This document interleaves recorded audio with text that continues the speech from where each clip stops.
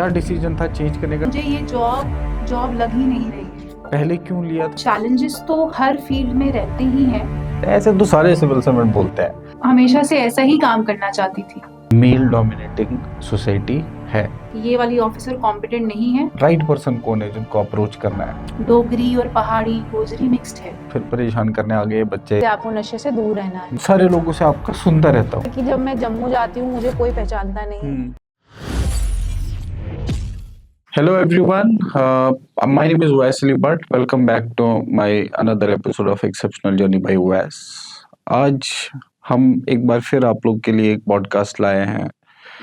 एक बार दोबारा से एक ऐसी शख्सियत को लाए हैं जो मेरे बहुत क्लोज, मैं जिनका पूरा जर्नी देखा हुआ हूँ। इस एपिसोड में डिफरेंस सिर्फ ये होगा कि पहले के एपिसोड्स में जितने भी लोग आए थे वो हाल ही वाले एग्जाम्स क्वालिफाई किए हुए थे, और इस बार जो जिनको हमने इनवाइट किया है मैं इनका एज मेंटोर रहा हूँ। मैंने इनकी जर्नी जो है यूपीएससी स्टेट सर्विसेज की बहुत क्लोजली वॉच की हुई है, और इनके अप्स एंड डाउन्स देखे हुए हैं मैंने।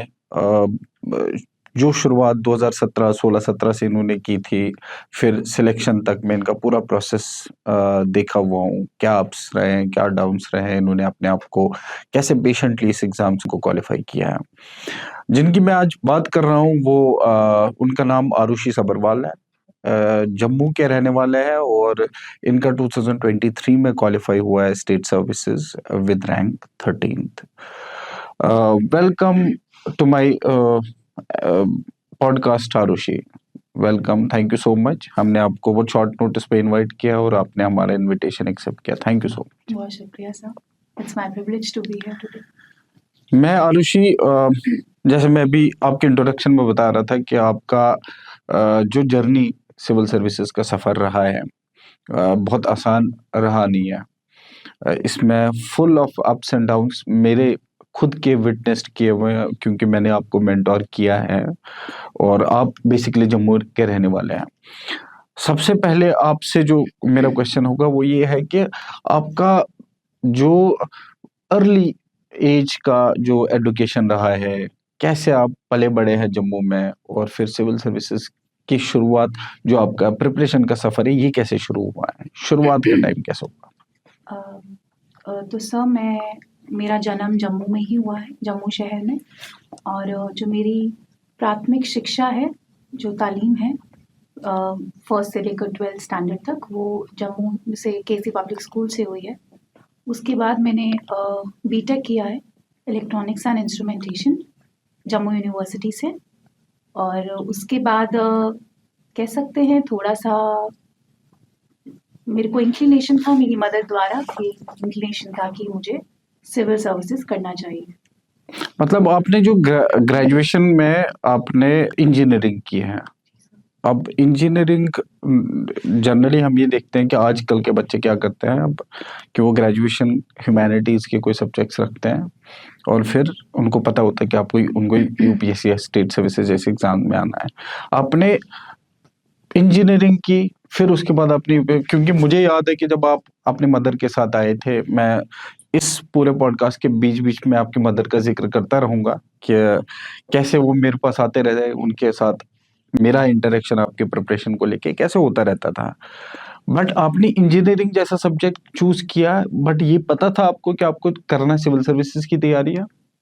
सर, कंप्लीटली तरीके से तो मैं नहीं कह सकती कि मुझे मालूम था ये मुझे करना है, पर मेरे जहन में बचपन से ये चीज़ थी कि मुझे कोई बेल्ट फोर्स या किसी तरीके की, जिसमें आप कहते हैं कि पब्लिक सर्विस कर सकते हैं, उस तरीके की किसी मुझे क्षेत्र में जाना था। तो इतना मुझे आइडिया ज़रूर था। बचपन में एक फैसिनेशन भी थी आईपीएस ऑफिसर्स को देख के, आर्मी ऑफिसर्स को देख के, तो वही वाला कुछ जहन में रख के मैंने ये प्रेपरेशन जो है स्टार्ट की थी। बट ये कहना भी सही नहीं होगा कि मुझे कम्प्लीटली मालूम था कि मैंने इंजीनियरिंग के बाद कुछ ऐसा ही करना है। अब इंजीनियरिंग तो इसलिए भी की क्योंकि हमारा थोड़ा सा सोसाइटी में ऐसा कि साइंस बैकग्राउंड को थोड़ा ज्यादा बिल्कुल बिल्कुल बिल्कुल, तो वो कारण भी था इसको परस्यू करने का। आपने कोई नीट या कोई इस तरह का एग्जाम 12th के बाद नहीं दिया था? नीट या जेई या इस तरह का कोई कम्पिटिटिव एग्जाम दिया हो? बिल्कुल सर, जिस समय मैंने इंजीनियरिंग एंट्रेंस दिया उस समय उसको JKCET कहा जाता था। ओके। आज शायद इसका नाम चेंज कर दिया गया है। उस टाइम JKCET से इंजीनियरिंग की भी और MBBS की एडमिशन्स इकट्ठे हुआ करती थी, पर आज हम MBBS थ्रू नीट देते हैं। नीट देते हैं बिल्कुल। जी सर, तो उसी को मैंने क्लियर करके I got into engineering college. Well as a student, जैसे 12th तक की अगर हम बात करें, कैसे स्टूडेंट, एवरेज स्टूडेंट रहे आप, वेरी गुड स्टूडेंट थे, अपने आप को किस कैटेगरी, आप बैक बेंचर्स थे, आप बैक बेंचर में आते थे आप? सर मुझे टू बी वेरी ऑनेस्ट, मुझे ये कैटेगराइजेशन बहुत ही सुपरफिशियल लगती है। किसी भी कैंडिडेट को ये कहीं ना कहीं जजमेंटल फैक्टर हो जाता है कि आप बिलो एवरेज है या किस तरीके के हैं। तो मैं अपने आप को इस कैटेगराइजेशन में नहीं रखना चाहती। मुझे ऐसा लगता है कि मैं एक होलिस्टिक तरीके से मेरी एजुकेशन रही। चलो ये तो मॉडेस्ट हो रहे हैं आप। मैं ये जानना चाहता हूँ कि आपके नंबर किधर फॉल करते थे, मतलब अगर हम रैंक वाइज देखेंगे तो क्या आप रैंक होल्डर थे, या अगर 50 लोग हैं तो 20-30 के रैंक में आप आते थे, या फर्स्ट 2-3 रैंक्स में आते थे आप? सर मैं यही कहूंगी कि मेरा ऊपर नीचे चलता रहता था। कई बार हो भी जाता था, तो कई कहीं बार नहीं मैं होता था। नॉर्मल गुड में भी फॉल करती थी, कई बार एक्सीलेंट में भी, कई बार बिलो एवरेज में भी। तो that's why I am saying that I would categorize myself as a holistic student. Okay, मतलब आप स्पोर्ट्स में भी थे, बहुत शरारती बच्चे रहे आप, या नॉर्मल एक गुड गर्ल टाइप के कि जो शरारतें ना करे? बैलेंस्ड, शरारत भी थी और पढ़ाई भी थी नेक्स्ट। आपका मैंने पूरा journey, you are among the first lot, या मुझे लगता है कि सिविल सर्विसेज में जिन्होंने स्टेट सर्विसेज क्वालिफाई किया with best of the ranks, ये मेरा पहला सम ऑफ जो मेरे अचीवमेंट्स रहे हैं, this is one of the achievement that I was very happy about your selection. क्योंकि आपकी मदर, आपके पिता के साथ मेरा रेगुलर टच रहा है। आप जानते हो, मैं जानता हूँ कि मेरी किस किस तरह की कॉन्वर्सेशंस होती थी, कैसे हमारी फाइट्स होती थी आपके प्रिपरेशन को लेके। आपकी मदर जब भी मुझसे बात करती थी, उनको दिखता था कि प्रिपरेशन में कोई चीज ठीक नहीं चल रही, उनको दिखता था कि आप मे बी मोटिवेटेड नहीं हो, मे बी आपको थोड़ा और पुश चाहिए होगा। तो आपके पीछे हम बात करते थे, मुझे हमेशा उनके आंखों में ये दिखता था कि उनको कन्विक्शन है कि that she will be able to crack it one day. वो कैसे हुआ, मतलब आप लोगों का घर में कैसा माहौल था, और उनको आप पे इतना भरोसा कैसे था कि कर लोगे? सर मुझे ऐसा लगता है कि मेरी मदर के विजन की वजह से ही मैं आज यहाँ पर बैठी हूँ। और उनका विजन एक बिल्कुल एक सॉलिड तरीके का विजन था। उनका विजन हमेशा से सॉलिड था। उन्होंने कभी ऐसी बात करी ही नहीं कि इसमें 0.1% सिलेक्शन के चांसेस होते हैं। ना मेरे फादर ने कभी इस तरीके की बात की, ना मेरी मदर ने। दोनों का पहले दिन से ही ये विजन था कि ये एग्जाम क्लियर किया जा सकता है। और क्योंकि मेरी प्रेपरेशन थोड़ी लंबी रही, तकरीबन 4.5 साल तक मैं तैयारी करती रही, स्ट्रगल करती रही। कभी भी घर वालों ने इस तरीके की कोई बात नहीं की जिससे मुझे ऐसा लगा कि ये नहीं हो सकता। जबकि हमारे घर में कई बार कुछ रिश्तेदार या कोई भाई बंधु ये कह भी देते थे कि आप कुछ और क्षेत्र भी ट्राई कर सकते हैं, जैसे बैंकिंग, डिफिकल्ट एग्जाम में कुछ और करो। तो क्योंकि कभी ना कभी आपको एक करियर एस्टैब्लिश तो करना पड़ेगा, क्योंकि ये टाइम बाउंड चीज होती है। आप इसको एंडलेस गेम की तरह नहीं प्ले कर सकते, you have to stop somewhere. But मेरे फादर और मदर एंड दम तक मुझे यही बोलते रहे कि ये चीज की जा सकती है। तो मेरी भी वैसी ही फ्री स्पिरिट हमेशा रही थी। मेरे साथ भी कुछ कैंडिडेट्स होते थे, वो भी कई बार बोल देते थे कि भाई ये तो किस्मत का खेल है। तो मैं उन लोगों से थोड़ा दूर रहती थी जो इसको किस्मत का खेल बोलते थे, क्योंकि मुझे ऐसा विश्वास था कि ये जो एग्जाम बनाया है इंसान ने बनाया है, इंसान के लिए ही बनाया है, तो ये इंसान क्रैक कर सकती है या कर सकता है। तो उसी स्पिरिट के साथ, वही मॉल के साथ मुझे लगता है ये पॉसिबल होता है। जब आपका एग्जाम, जब आप प्रिपरेशन कर रहे थे, इस प्रिपरेशन में बहुत कुछ अटेम्प्ट्स दिए आपने। JKS का पहला अटेम्प्ट दिया, वो क्वालिफाई नहीं हुआ। फिर आपने सेकंड अटेम्प्ट दिया। तो इस पूरे प्रोसेस में 4-4.5 साल लगे आपको क्लियर करने में। इसमें ये नहीं लगा आपको कि कहीं जगह किस्मत अगर होती तो उसी टाइम आपका सिलेक्शन होता, या किस्मत का, डेस्टिनी का कोई ऐसा रोल है इसमें? तो जैसा कि मैंने पहले भी बोला कि मैंने इस तरीके का कभी माइंडसेट रखा ही नहीं। और मेरे घर में भी एक तरीके की, मुझे कह सकते हैं इस तरीके की अपब्रिंगिंग हुई थी कि मुझे हमेशा से यही चीज़ सिखाई गई थी कि तुम्हें वही चीज़ मिलेगी जिसके लिए तुम काम करोगी।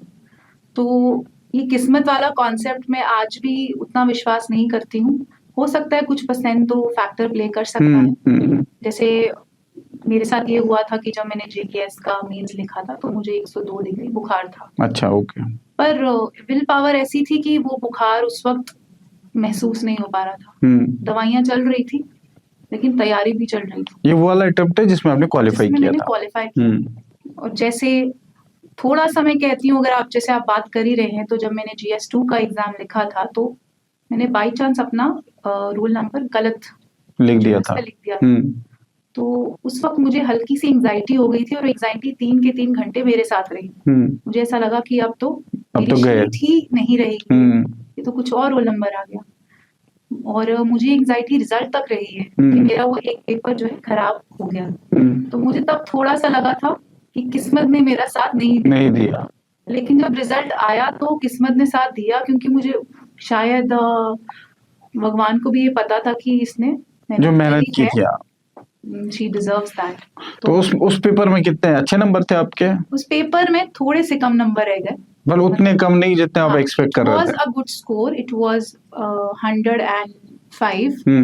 बट स्टिल पेपर 2 में GS2 बहुत डिसेंट नंबर है। कोई कम इतने ज्यादा नहीं लग रहा मुझे। इस एग्जाम की प्रोसेस की बात करते हैं। जर्नी 4-4.5 साल का जर्नी रहा है। हम आपको, क्योंकि स्ट्रेटेजी तो इन बच्चों को या सारे लोगों को बताने वाले बहुत हैं, ऑलरेडी वीडियोस बन चुके हैं, ऑलरेडी लोग शेयर करते हैं, बट उसमें इन लोगों को ज्यादातर क्या नहीं सुनने को मिलता है कि वो ये जो 4-4.5 साल बने रहना कितना जरूरी है। इसमें अप्स एंड डाउन्स है, अपने आप को कैसे अप करना है। जैसे आई रिमेम्बर कि एक टाइम आप बहुत डाउन फील कर रहे थे, अगर आपको याद हो, और आप आए, देन यू, मतलब ऐसा होता है कि इमोशनल आउटबर्स्ट होना ही होना है इसमें at some point of time, then you start crying. फिर हमारी बात हुई, then I encouraged you with certain things, और then you started preparing again. तो ऐसे तो इसमें चीजें होती रहती हैं। I also see it, you have already felt it many times. अब होता है क्या है कि आजकल बच्चे थोड़े से, मतलब इस प्रिपरेशन को लेके थोड़े और ज्यादा फ्रेजाइल हो गए, मतलब इन द सेंस कि डिमोटिवेट हो गए तो वो उठ नहीं पाते, वापस किताबों पे आ नहीं पाते हैं। अपने ऐसे लो मोमेंट्स में आपने कौन कौन से तरीके इस्तेमाल किए जो आपको हेल्प किए हैं so that you start preparing again? Sir, जो आपने सवाल किया है, मुझे ऐसा लगता है कि ये प्रेपरेशन का सबसे इम्पोर्टेंट सवाल है, क्योंकि हम ज्यादातर एस्पिरेंट्स बच्चे यही फोकस करते हैं, सिलेबस, सोर्सेज, करेक्ट, बिल्कुल, ठीक है, या कौन सी लाइब्रेरी में जाना है, कौन सा इंस्टीट्यूट ज्वाइन करना है। पर जो बेसिक चीज जो इस एग्जाम का एसेंस है, जो बहुत कम लोग समझ पाते हैं, वो यही है कि आपकी कन्विक्शन कितनी स्ट्रांग है और आप रोज उस पर कितना काम कर रहे हैं। बिल्कुल। तो मैंने पहले भी बहुत बारी, जब एस्पिरेंट से बात हुई है, मैंने पहले भी बहुत सारी चीज क्लियर की है कि इस एग्जाम में आपको सीरियसनेस नहीं चाहिए, इस एग्जाम में आपको सिंसेरिटी चाहिए।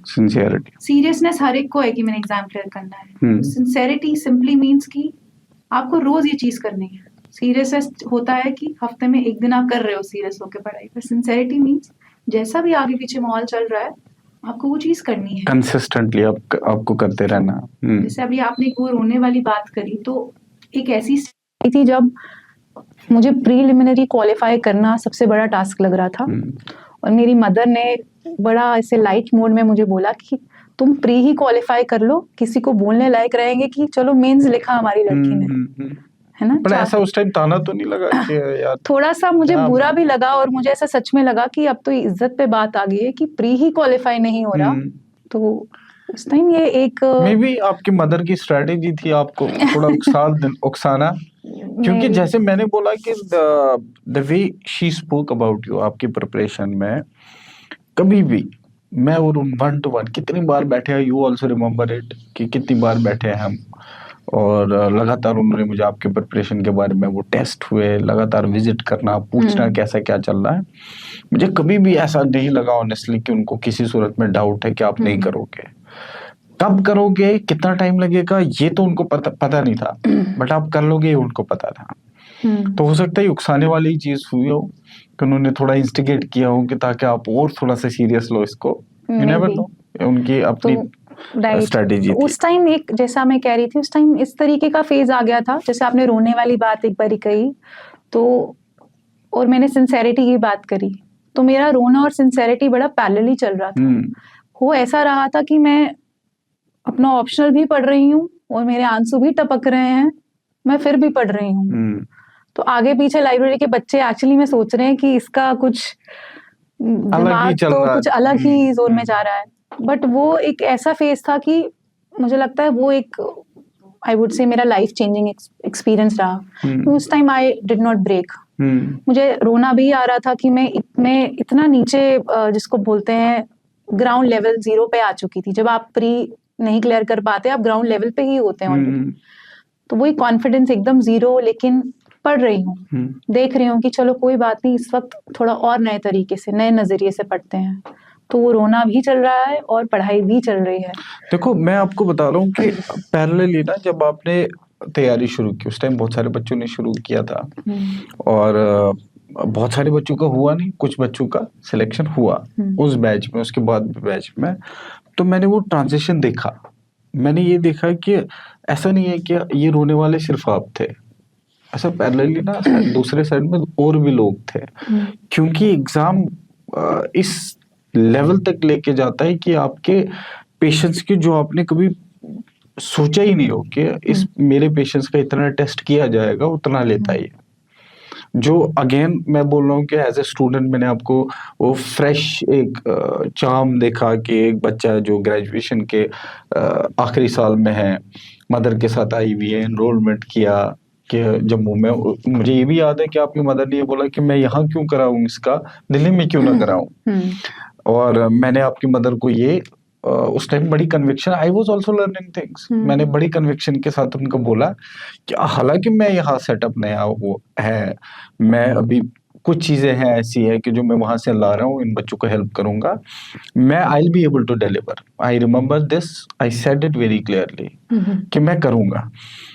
आइडिया नहीं था, I was also very young, कि मैं निकल के कर तो रहा हूँ, आप लोग की जिम्मेदारी ले तो रहा हूँ। और मैंने मेहनत वहां से शुरू की, और आपकी मदर के जैसे लोग जो मुझे उस टाइम मिले या बाद में मिले, उन्हीं के जैसे उन्होंने मुझे इनकरेज रखा, उन्होंने हौसला दिखाया, उन्होंने बोला कि ठीक है। उन्होंने कभी मुझे डिमोटिवेट नहीं किया, हमेशा ये बोला कि इसको और ये चीजें आप दो, इस चीज में आप उसको थोड़ा सा और ग्रिल करो, थोड़ा और लिखवाओ, ये चीजें तो उन्होंने हमेशा बोली है। But at the same time उन्होंने ये भी मुझे बहुत बार बोला है कि ठीक है, मतलब आई थिंक हम राइट ट्रैक पे हैं, she is doing her hard work, और कभी ना कभी तो कर ही लेगी, कितना क्या टाइम लगता है वो आइडिया नहीं है। बट ऐसे जो पेरेंटल सपोर्ट आपका रहा है ना, it is rock solid support. और आप प्लीज इन सारे लोगों को जो हमें सुन रहे होंगे, कि मैं हर पॉडकास्ट में सारे लोगों को बोलता हूँ कि अपने जितने भी पेरेंट्स होंगे ना, उन पेरेंट्स को बोले कि इस तरह का सपोर्ट सिस्टम जरूरी है, क्योंकि आपका खुद का एक्सपीरियंस है ये। तो इस सपोर्ट सिस्टम की बात करें, सो दैट इनके पेरेंट्स को ये समझ में आए कि क्या क्या उनको करना चाहिए।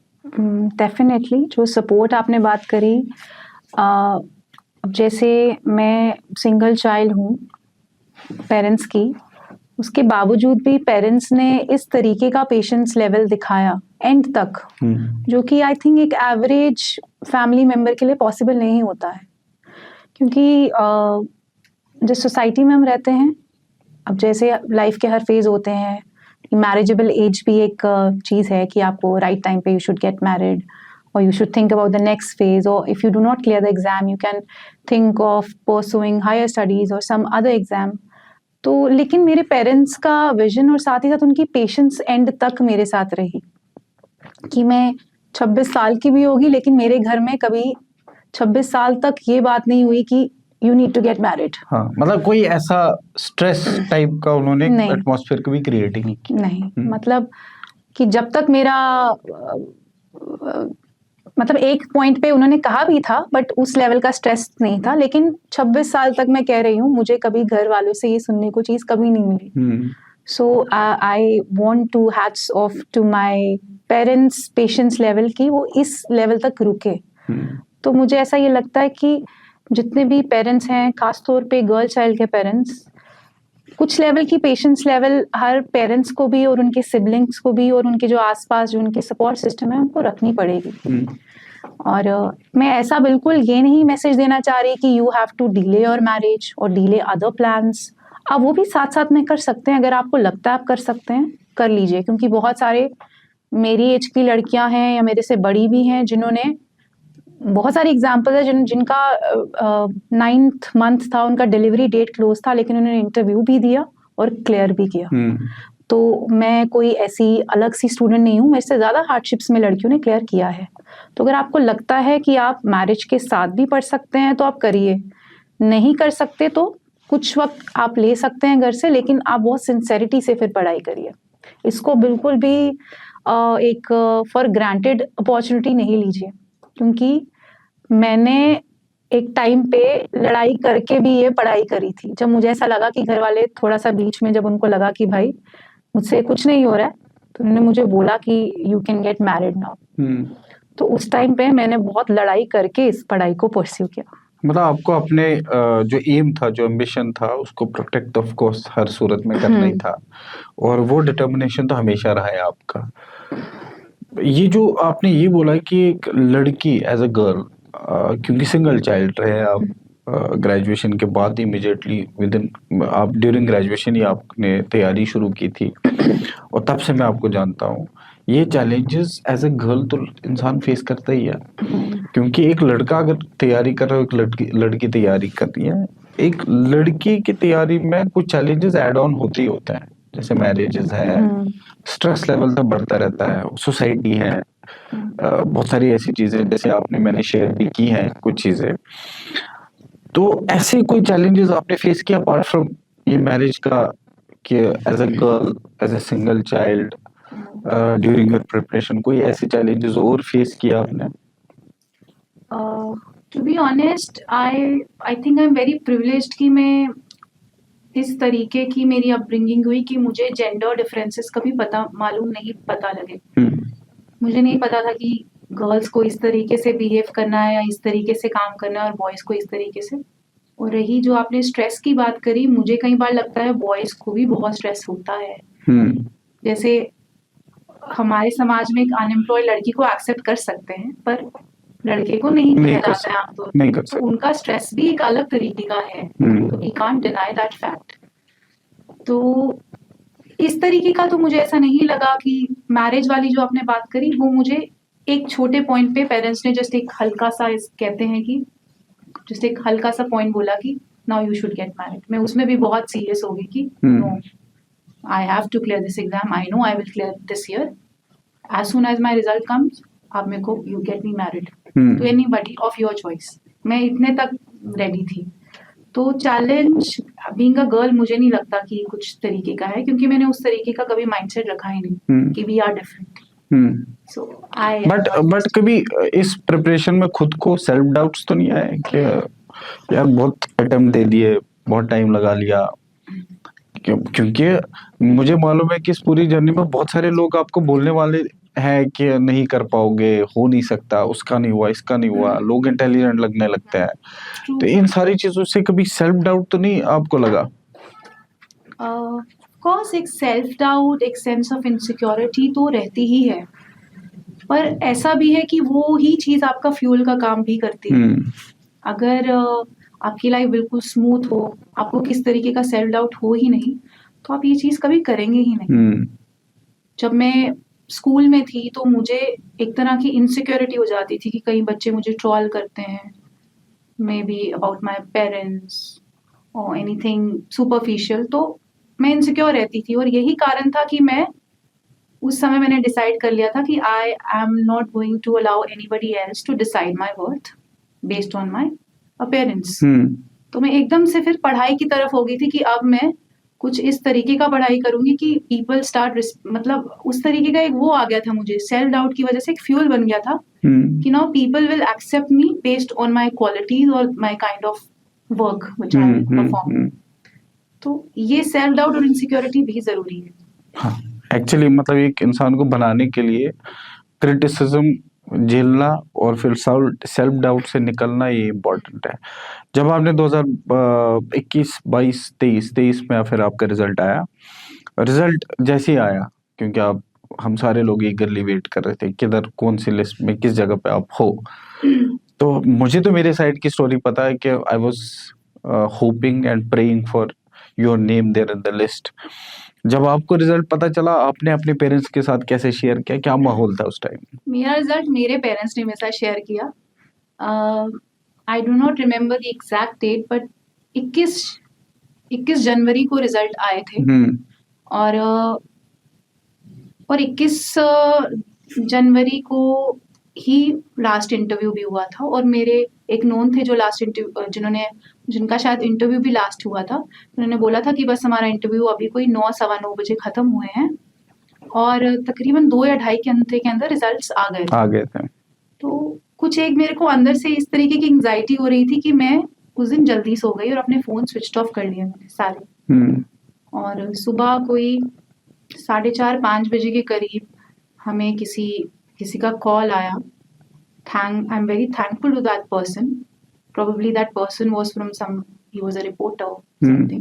So he called my father that आपकी बेटी के बहुत अच्छे मार्क्स आए हैं। तो उस टाइम मेरी मम्मा एकदम से वो हो गए कि सुबह कौन फोन करता है ऐसे कि मार्क्स अच्छे आए हैं। तो मम्मा ने देख मतलब उन्होंने रिजल्ट का नहीं बोला, उन्होंने बोला सिर्फ नंबर अच्छा है। विश्वास ही नहीं था कि रिजल्ट 2-ढाई घंटे के अंदर आएगा। आउट हो जाएगा। और मेरे घर वाले, मेरे पापा कहते कि अगर कोई फोन करके 4 बजे कह रहा है तो देख लेते हैं। तो मम्मा ने साइट खोली, साइट थोड़ी बिजी आई, तो मम्मा समझ गए कि कुछ तो लोग रिजल्ट तो फिर उन्होंने रिजल्ट खोला, तो फिर वो देख रहे थे लिस्ट में नाम, लिस्ट में उस क्योंकि जो स्टार्टिंग वाली स्क्रॉल करते हैं लिस्ट में सारे इंटरव्यू के कैंडिडेट्स आते हैं। उसमें तो मेरा नंबर बहुत पीछे आ रहा था। तो मम्मा कहते इसका तो हुआ नहीं, मुझे लग रहा है। कई बार गलतफहमी हो जाती है कि पूरे सारी कैंडिडेट की लिस्ट होती है, उसके बाद सिलेक्टेड लिस्ट होती है। तो मैंने भी जब देखा तो मैं उस वक्त सो रही थी, तो मैं थोड़ा सा वो भी थी कि मुझे जगाइए मत, मैं ऑलरेडी बहुत टेंस हूँ, मैं फोन बंद करके सो। फिर जब देखा दूसरा पेज तो रैंक 13 पड़ा, तो मम्मा तो बहुत ऐसे चिल्लाने लगे उस वक्त, हाँ कि ऐसे हो गया। तो पर मुझे इतनी नींद आई थी, मैं वापस सो गई थी, क्योंकि मैं बहुत ज्यादा हेवी मेंटल टॉल हो चुका था मेरा इंटरव्यू प्रिपरेशन के लिए। सब मैंने किया, फिर मैंने अपना फोन ऑन किया तो they were lot of congratulations. तो then I got to know कि फाइनली हो गया है। बट इस चीज को प्रोसेस करने में मुझे 10-12 दिन लग गए थे कि ये मेरा ही नाम है। मैंने हर लिहाज से चेक किया कि आरुषि सबहरवाल नाम की कोई और लड़की तो नहीं है। आई केप्ट चेकिंग दैट, क्योंकि ये प्रोसेस करना इतना इजी नहीं होता। बिल्कुल, बहुत बड़ा एग्जाम, बहुत बड़ी नौकरी, तो इजी नहीं था। फिर एक ऐसा भी मोमेंट था कि जिस दिन रिजल्ट आया था, ना मैं खुश थी ना मैं सैड थी। It was a very normal day for me. मैंने उठा, अखबार पढ़ा, देखा क्या चल रहा है। तो जब तीसरा दिन था, उस रात को मैं अकेले बैठी हुई थी, तो उस रात को मैं अकेले में बहुत रोई। मुझे सडनली ऐसे it was an outburst, overwhelming feeling. तब ऐसा लगा कि पता नहीं ये कैसे हो गया मुझसे। तो बेसिकली जो पहले 2 दिन आपका रिजल्ट आया और 2 दिन लगे आपको सिंक इन होने में, ऐसा नहीं था कि आप नॉर्मल थे, यू वर नॉट नॉर्मल। हुआ क्या आपका जैसे रिजल्ट आता है ना, कोई भी खुशी ऐसी होती है, ये बेसिकली एक किसी माँ बाप के बच्चा भी होता है ना, तो उनको कुछ दिन तो उनको एहसास ही नहीं होता हुआ क्या है ये। सिमिलरली जब भी आपको ये ऐसी चीज जो अनएक्सपेक्टेड होती है, जो आपको बहुत खुशी दे सकती है, बहुत एक्साइटमेंट दे सकता है, उस चीज को पाने के बाद ना कुछ टाइम आपको बिल्कुल एहसास नहीं होगा कि हुआ क्या है, और धीरे धीरे आपको फिर वो सिंक इन होने लगा होगा। ऑफ कोर्स जैसे ही आपका रिजल्ट आया, लोगों ने तो आपको कंग्रेचुलेट किया, एक्चुअल जो आपने उसका मजा लिया होगा, जो आपको अच्छा लगा होगा, वो 1 हफ्ते के बाद धीरे धीरे सिंक इन हुआ होगा। और जैसे हम बात कर रहे थे, क्योंकि जैसे ही ये एग्जाम क्लियर कोई करता है, एक लाइफ चेंजिंग जो एटमॉस्फेयर क्रिएट होता है। अब इस एग्जाम से पहले कुछ होते हैं सोसाइटी, एटलीस्ट सोसाइटी के नजरों में होते तो आप वही इंसान हो, लेकिन सोसाइटी में इतना ज्यादा इस चीज को जो है बढ़ावा या इस चीज का इतना सम्मान होता है कि जैसे ही आप एग्जाम क्लियर करते हो और सोसाइटी में पता चलता है, लोगों का नजरिया ही चेंज होता है। ट्रू। तो ऐसा कोई मोमेंट्स, ऐसी कोई चीजें आपने नोटिस की, शेयर, जो आप शेयर कर सकते हो एग्जाम के बाद का, जो लोगों का नजरिया रहा है? जैसा मैंने आपको बताया कि मेरा इस तरीके का चाइल्डहुड रहा कि मुझे कभी भी I was always a attention deficit person, not from my parents' side, but from relatives' side, friends' side. I had very limited friends. तो मैं उस तरह की कभी फैंसी लड़की नहीं थी कि I was the most fashion icon of my class. I was perhaps the most, not even simple, sometimes even the most worst dressed person. कि आई वाज नेवर बॉदर्ड कि मेरे बाल किस तरीके से लग रहे हैं, क्या है, तो उस वजह से I never got that attention और रिस्पेक्ट, सो कॉल्ड रिस्पेक्ट। तो जैसे अब आपने पूछ ही लिया, तो मेरे साथ एक वाक्य ये हुआ कि मेरी सुबह 8 से लेकर रात को 10 बजे तक लाइब्रेरी की रूटीन थी। तो मैं तकरीबन 10:30 पौने 11 बजे घर पहुंचती थी। मेरे फादर मुझे लेने आया करते थे। तो हमारे रास्ते में घर के पास ही एक अंकल रहा करते थे, तो मैं उनको with due respect, not any grudges with him, मैं उनको हमेशा नमस्ते करती थी, सुबह भी रात को भी। पर वो मुझे कभी भी नमस्ते का जवाब नहीं दिया करते थे। वो कोशिश करते थे कि मैं मेरे आने से पहले वो अपने कहीं अपना मुंह फेर लें। उनका ऐसा कोशिश रहती थी। तो जिस दिन मेरा रिजल्ट आया तो वो मेरे घर पे आए, उन्होंने मुझे कॉन्ग्रेचुलेट किया, और अब ऐसी स्थिति हो गई है कि अब वो मुझे अपने गाड़ी से, घर से बाहर निकल के नमस्ते करते हैं खुद से। तो मुझ में तो कोई चेंज नहीं आया, मैं पहले भी वैसे ही बात करती थी, लेकिन हाँ, ऐसे काफी लोगों में चेंज आ चुका है।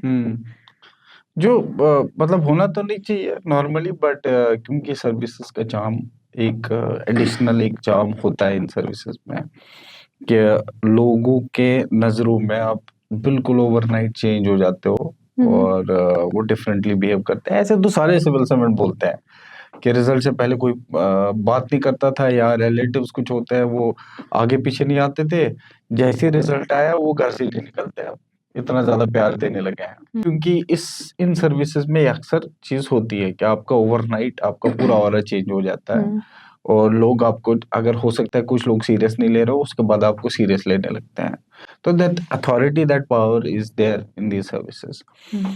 सो हम थोड़ा और आगे अपने कॉन्वर्सेशन को बढ़ाते हैं। जैसे मैंने इस इंट्रोडक्शन में पहले ही बोला कि हम एक ऐसे शख्स से, आपसे आज बात कर रहे हैं, जो इससे पहले हम सारे लोग नए लोगों को, जिनका भी सिलेक्शन हुआ था, तो वो एग्जामिनेशन प्रोसेस वगैरह तो बता सकते हैं कि मैंने किस तरह तैयारी की, क्या क्या चीजें मैंने की, क्या कमी थी, क्या ठीक किया मैंने।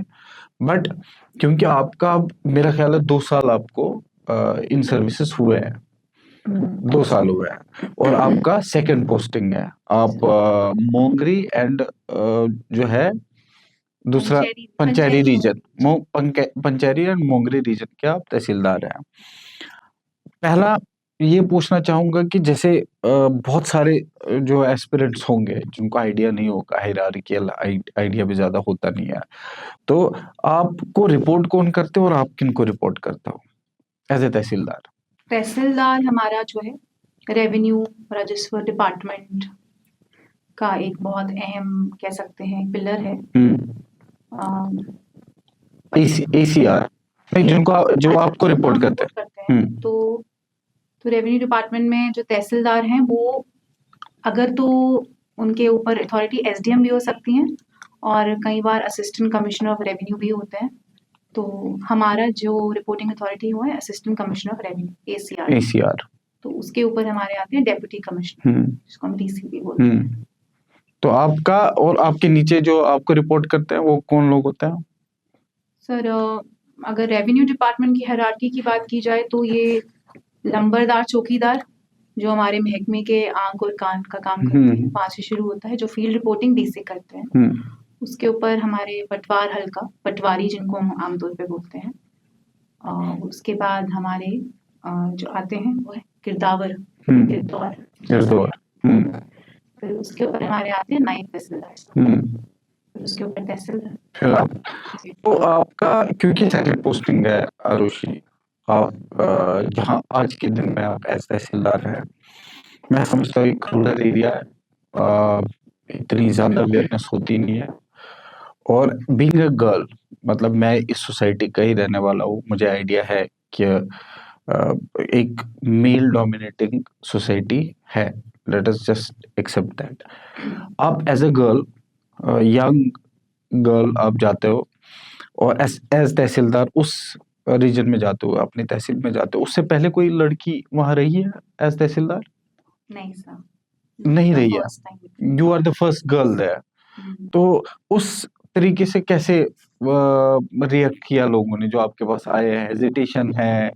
क्योंकि कई बार लड़की से एक आदमी को हेजिटेशन भी रही है, सोसाइटी में ऐसे ही हो रहा है, हेजिटेशन भी हुई है, एक्सेप्टेंस हुई है, किस तरह का चैलेंज आपको इस तरीके से फेस करना पड़ा वहाँ?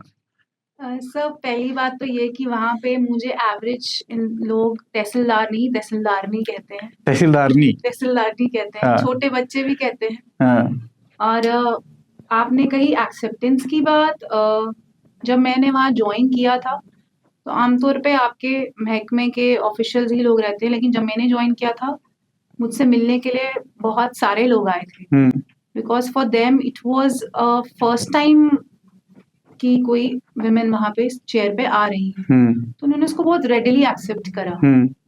मुझे पहले ऐसा लग रहा था कि हो सकता है डिफिकल्ट हो जाए, क्योंकि आम तौर पे जब हम तहसीलदार, जब दार वर्ड कहीं लग जाता है, हम अज्यूम करते हैं कि एक कोई बहुत एक्सपीरियंस्ड मेल वहाँ पे बैठे हों। बिल्कुल। तो ये चीज़ मुझे भी ऐसा लग रही थी कि उनके लिए थोड़ा डिफिकल्ट होगा, बट मुझे बहुत वाइडली एक्सेप्टेंस मिली वहाँ पर। और इनफैक्ट ऐसा है कि अब मुझे कई बार बहुत, जैसे हम छोटे बच्चों से इंटरैक्ट करते हैं तो पेरेंट्स भी कई बार मेरे पास आ जाते हैं, मुझे लगता है किसी काम से आए पर वो जस्ट काउंसलिंग के लिए आ जाते हैं कि हम भी ये चाहते हैं कि हमारी बेटी भी इस तरीके से कभी किसी कुर्सी पर बैठे। तो मुझे मतलब ऐसा एज लगता है एज कि इंस्पिरेशन लोग Right. देखने लगे आपको वहाँ। तो वो मेरे लिए एक बड़ी प्रिविलेज की बात हो जाती है कि मैं कुर्सी पे तो बैठी हूँ, पर साथ ही साथ इससे बहुत सारे जो यंग गर्ल्स और उनके पेरेंट्स का माइंड है वो इम्पैक्ट हो रहा है कि हमें भी शिक्षा की ओर जाना है। तो जिस जगह पे आज के दिन में हो, ऐसा लगता है कि जिस जगह पे आप बैठे हुए हो वहाँ एज तहसीलदार, तहसीलदार वाला काम तो है ही, पैरेलली आपका एज इंस्पिरेशन वहाँ शुरू हो चुका है कि एटलीस्ट उस रूरल एरिया में, क्योंकि अभी भी ऐसा वक्त चल रहा है कि रूरल एरियाज के बच्चों को पेरेंट्स इतना ज्यादा या तो सपोर्ट नहीं कर पाते, या फिर वो ट्रस्ट इश्यूज हो जाते हैं, या इनसिक्योर रहते हैं कि बड़े शहरों में भेजेंगे तो पता नहीं किस तरह की शिक्षा कर पाएंगे, नहीं कर पाएंगे, एडजस्ट कर पाएंगे कि नहीं कर पाएंगे। ऐसी जगह पे आप इस टाइम हो, तो वो बच्चे आते हैं, मतलब पेरेंट्स के साथ बच्चे भी आते हैं, या गर्ल्स आपके पास आती होगी, कैसा माहौल है? वो पूछते हैं आपको एग्जाम्स कैसे देना है, आपने कैसे किया है, कितना डिफिकल्ट है, ऐसे कुछ क्वेश्चंस करते हैं? बिल्कुल होता रहता है। अब जैसे आपने बोला कि जैसे हमारा ये काम है कि हम बहुत सारे लोगों को जो डिजिटल सर्विसेज देते हैं, जैसे ईडब्ल्यूएस, ओबीसी, इनकम सर्टिफिकेट, फर्द। तो अब जैसे कोई एग्जाम जब पास आता है तो लोग मुझे, बच्चे डायरेक्टली, एक ये बहुत मुझे अच्छा लगता है कि मैं यूथ के साथ कनेक्ट कर पा रही हूँ। वहाँ के बच्चे एस्पिरेंट्स मुझे डायरेक्टली कॉल कर लेते हैं और ऐसा बोलते हैं, मैम प्लीज हमारा इनकम सर्टिफिकेट कल इशू कर दीजिएगा, आप भी एस्पिरेंट रही हैं, प्लीज हमारे समझ साथ थोड़ा सकते हैं आप। सहानुभूति रखिए। तो मुझे वो अप्रोच बहुत अच्छी लगती है हाँ। कि नाउ कि वो इतने कॉन्शियस हैं इस फैक्ट के। तो मुझे तब और रिस्पॉन्सिबल फील होता है कि अगर ये मुझे इस काबिल समझ रहे हैं तो मुझे थोड़ा सा एफर्ट डाल के उनकी सर्विस थोड़ी जल्दी डिलीवर करनी पड़ेगी। तो मेरा उनके साथ जो एक कॉन्टैक्ट है वो काफी डायरेक्ट हो चुका है, स्पेसिफिकली यूथ के साथ। ग्रेट। तो आरुषि, आपने बोला कि आप पंचेरी मोंगरी रीजन में एज तहसीलदार अब वहाँ के यूथ से कनेक्ट बेहतर कर पा रहे हो। जैसे आपने ये बोला कि आप यूथ आपके पास आता है, वो चाहे बॉयज गर्ल्स, सारे लोग आपको they look up to you कि आपने किस तरह किया है, इंजॉय कर रहे हो इस प्रोसेस को, मतलब आप पैरेलली आप एज ए तहसीलदार नहीं वहाँ काम कर रहे हो, एक तो वो प्लस आपको एडिशनल एक जो ह्यूमैनिटेरियन ग्राउंड पे आपको काम, वो भी आप एंजॉय करते हो कि साथ साथ उनको हेल्प करते रहना? डेफिनेटली सर, क्योंकि खुद एस्पिरेंट रही हूँ, मुझे चैलेंजेस बड़े इजीली कनेक्ट कर पाती हूँ उनके साथ। मेरी लाइफ तो ईज़ी रही है, पहाड़ के बच्चों की लाइफ से, हुँ, तो उनके चैलेंजेस के साथ ईज़िली कनेक्शन हो जाता है और मुझे बहुत अच्छा लगता है कि वो आज भी 2 साल बाद क्लियर करने के बाद भी वो मुझे इतनी काबिल समझ रहे हैं कि मैं उनकी हेल्प कर सकती हूँ। हुँ। तो ये मेरे लिए एक एडेड प्रिविलेज है, एक पहाड़ी इलाके में काम करने का। मतलब एन्जॉय करते हो आप उनको हेल्प करना, बिल्कुल। क्योंकि आपके अदरवाइज़ जॉब प्रोफाइल में तो है नहीं वो। तो अब कोई आता है आपको, ऐसा तो नहीं लगता कि यार क्या आप फिर परेशान करने आ गए बच्चे, मेरा ये काम छूट जाता है, या आप कर लेते हो, दोनों को बैलेंस करके चल लेते हो?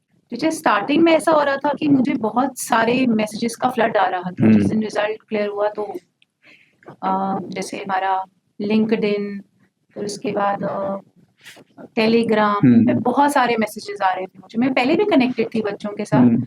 तो एक टाइम पे थोड़ा ऐसा लगा कि मैं इस चीज़ को रिस्ट्रिक्ट करती हूँ थोड़ा, लेकिन फिर मुझे मेरे फादर ने ये चीज़ समझाई कि ये जो तुम्हारे पास चीज़ है ये एक स्किल है और ये कुछ समय तक ही रहेगा। फिर एक समय ऐसा आएगा कि जब नए बच्चे आ जाएँगे या फिर जब तुम थोड़ा और बड़ी हो जाओगी तो लोग इतना नहीं पूछेंगे। तो अभी तुम्हें गॉड ने इस चीज़ से नवाज़ा है और तुम बहुत सारे बच्चों की हेल्प कर सकती हो, तो डू नॉट स्टॉप इट। तो तब से मेरा ये मिशन रहा है कि मुझे इंस्टाग्राम में जैसे मैक्सिमम मैसेजेस यही आते हैं अप्रोच के लिए, तो मैं इंश्योर करती हूँ कि हर बच्चे को मैं इसमें I can attend that person. तो ये चीज़ मुझे ऐसा लगता है कि मेरा एक पैशन बन चुका है कि थोड़ी बहुत टीचिंग भी कर लेती हूँ और बच्चों का हेल्प भी हो जाता है बिल्कुल। और इसमें मुझे कुछ एक्स्ट्रा सीखने की ज़रूरत नहीं है। आई रिमेम्बर कि मेरे लास्ट टाइम जब बात हुई थी, बहुत पहले जब मेरी बात हुई थी, मैंने एक बार पूछा था, भाई क्यों जाना चाहते हो सिविल सर्विसेज, स्टेट सर्विसेज में? तो आई रिमेम्बर यू सेड कि मुझे पब्लिक सर्विस करना अच्छा लगता है और मुझे लोगों को हेल्प करना अच्छा लगता है, जहाँ और लोगों के लिए एडमिनिस्ट्रेटिव पॉइंट ऑफ व्यू से अगर मैं एडमिनिस्ट्रेशन में जाती हूँ तो मुझे उनको हेल्प करना अच्छा लगेगा, क्योंकि एक बैरियर सा रहता है। तो अब वही हो रहा है, तो आप वो प्रोसेस मेरा ख्याल है इसलिए ज़्यादा एन्जॉय कर रहे हो। डेफिनेटली, और मुझे ऐसा लगता है जिस तरीके की मेरी पर्सनैलिटी हमेशा रही है, मैं हमेशा से ऐसा ही काम करना चाहती थी। जब मैंने इंटरव्यू दिया केएएस का तो उसमें भी मैंने अपनी हॉबी यही बोली, पब्लिक स्पीकिंग है मेरी हॉबी। तो मुझे इधर बोलने का मौका बहुत मिलता है। तो मुझे इसलिए बहुत बढ़िया लगता है कि यहाँ पे लीडरशिप रोल रहता है, यहाँ पे मोबिलाइजेशन करनी होती है लोगों की, पब्लिक स्पीकिंग करनी है उनके बीच में। तो इस वजह से मुझे ये जॉब लग ही नहीं रही है। मुझे ऐसा लग रहा है कि ये हमेशा से मैं इसी तरीके का काम ये चाहती मेरा हूँ, पैशन है। हमेशा। तो क्योंकि आप एज तहसीलदार हो वहाँ, तो किस तरह के एडमिनिस्ट्रेटिव चैलेंजेस है आप जो फेस करते हो?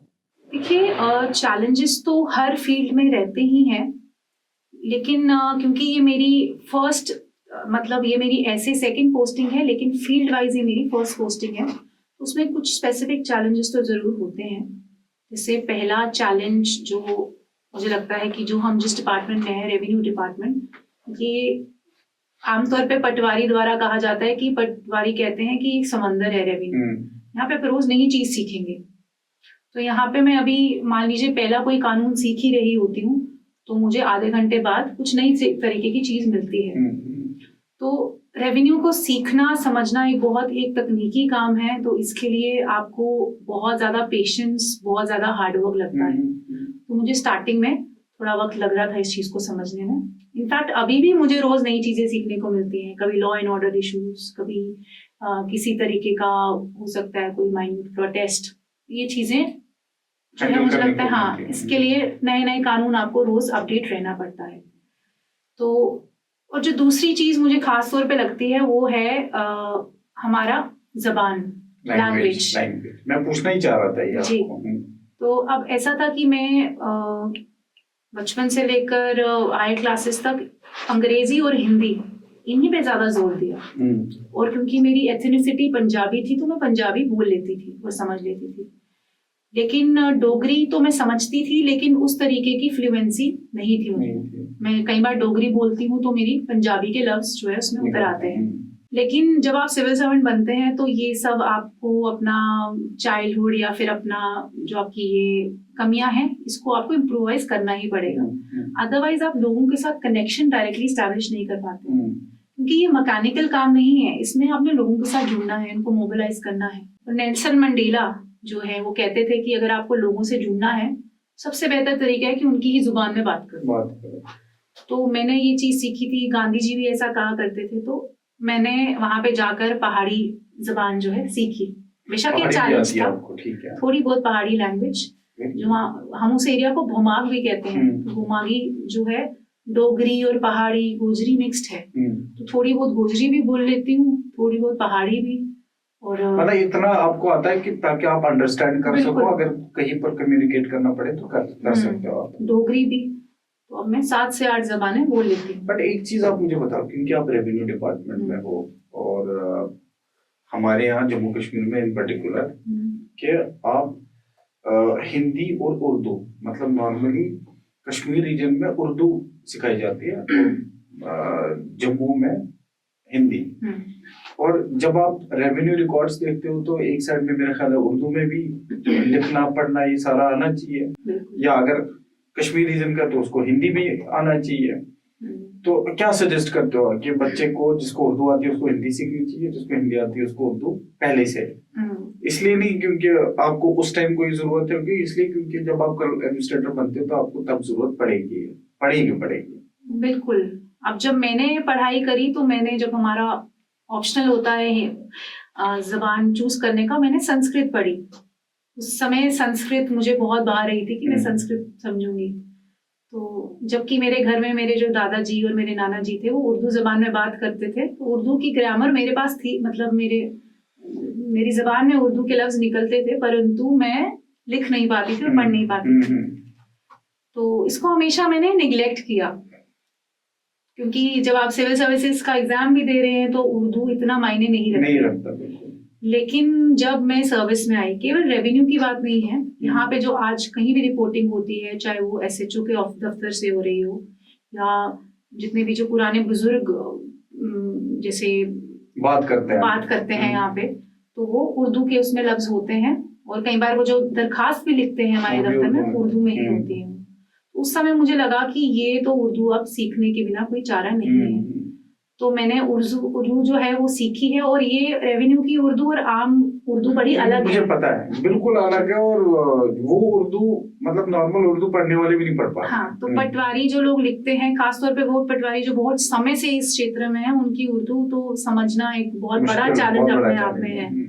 तो इसलिए मैंने सीखी। अब आपको आती है उनकी उर्दू जो बोलते हैं, समझ में आती है? समझ तो बिल्कुल आ जाती है, बोलती भी हूँ, और अब थोड़ा बहुत पढ़ भी लेती हूँ, और थोड़ा बहुत जो है गूगल ट्रांसलेशन से भी मदद मिल जाती है नई चीजों। तो जितना काम के लिए जरूरत है उतनी मैं जानती हूँ। टेक्नोलॉजी भी इतनी एडवांस हो गई है कि आपको बस पता होना चाहिए कैसे यूज करना है। तो जैसे आपने गूगल ट्रांसलेटर बोला, तो that is also a help. तो यही कारण है कि अब मुझे शायरी में भी बहुत इंटरेस्ट है। अच्छा, ग्रेट। तो मैं शायरी भी पढ़ती रहती हूँ कि मेरे पटवारी साहब ने किसी ने स्टेटस डाला है, तो I keep reading on it. But आपको कोई शायरी आती है जो आप हमें और हमारे ऑडियंस को सुना सकते हो? हाँ, मैं लास्ट में सुनाऊंगी आपको एक शायरी, जरूर पढ़ के सुनाऊंगी। बिल्कुल। तो जो आपका सवाल था उसको मैं एड्रेस ये करूंगी कि केवल जेएनके की बात नहीं है। अब जो उर्दू जबान है हमारे हिंदुस्तान में ही उसका जन्म हुआ है, तो ये जबान जरूरी है कि आपको आनी चाहिए। अंग्रेजी भी आनी चाहिए, हिंदी भी। अगर मैं नॉर्थ इंडिया की बात कर रही हूँ, अंग्रेजी, हिंदी, और अगर आप एक थर्ड लैंग्वेज सीखना चाहें तो उर्दू एक वैसे भी बहुत ब्यूटीफुल लैंग्वेज है, और आपके काम भी बहुत जगह आएगी। तो इसको आप सीख सकते हैं। खास तौर पे जिनको शायरी पसंद है वो शायरी के तौर पे भी सीखते सब हैं, लेकिन जिनको रेवेन्यू डिपार्टमेंट में काम करना है उनके लिए तो ये मस्ट चीज है। मानो जो स्टेट सर्विसेज के एग्जाम देंगे उनको तो रेवेन्यू में उनका होप ही तो यही होगा कि मेरा एडमिनिस्ट्रेटिव सर्विसेज मोस्टली मुझे एडमिनिस्ट्रेटिव सर्विसेज मिली। अगर मिली तो उसमें मोस्ट प्रॉब्ली चांसेस है कि अगर उनका रैंक अच्छा आया तो उनको रेवेन्यू मिल सकता है। तो उनको तो उर्दू और हिंदी दोनों चीजें सीखना जरूरी है सारे लोग। नहीं, इनफैक्ट हमारे और भी बहुत सारे एग्जाम्स है, जैसे जो पटवारी एग्जाम्स होते हैं, नायब तहसीलदार, इसमें भी आई थिंक पटवारी में तो कंपलसरी है उर्दू आना। वो उर्दू आप सीख सकते हैं, काफी बेनिफिशियल है। इतनी ज्यादा कोई डिफिकल्ट लैंग्वेज नहीं है सीखने के लिए, अगर देखा जाए। बोलते तो हम मोस्टली हिंदी उर्दू मिक्स ही है, और बस स्क्रिप्ट जानने की जरूरत है और फिर इजीली इंसान सीख सकता है। हम मतलब इतना सारा इंफॉर्मेशन आपने दिया है वो सर्विसेज को लेके, आप क्या क्या आपने किया है? जो एज अ प्रोबेशनर पोस्टिंग रही मेरी वो थी तहसीलदार headquarter to deputy commissioner in Udhampur Udhampur जिले में। उसमें और इस वाले पोस्टिंग में कितना डिफरेंस है और क्या क्या चैलेंजेस वहां से निकले? मेरा ख्याल है अर्बन और रूरल एरिया का ये पहला पोस्टिंग आपको मिला है। जी या सर। पहले अर्बन एरिया में थे अब आप रूरल है, ये क्या चैलेंज और किस तरह फेस किया आपने? सो पहले तो मैं एक ये चीज़ कहना चाहती हूँ कि उधमपुर एक ऐसा ज़िला है कि यहाँ पे आपको काम करके बहुत मज़ा आएगा, क्योंकि ये यहाँ पे चाहे आप शहर की बात करें, गाँव की बात करें, किसी दूर प्रांत की बात करें, यहाँ के लोगों के ब्लड में कुछ इस तरीके की चीज़ है कि ये इनका वर्क कल्चर बहुत ही बेहतरीन है। मतलब मेहमान नवाज़ी से लेकर जो इनका एक जिसको बोलते हैं एक कनेक्टिंग विद पीपल, वो बहुत स्ट्रॉन्ग है। तो मुझे इसलिए यहाँ पे काम करने का बहुत ही मज़ा आ रहा है।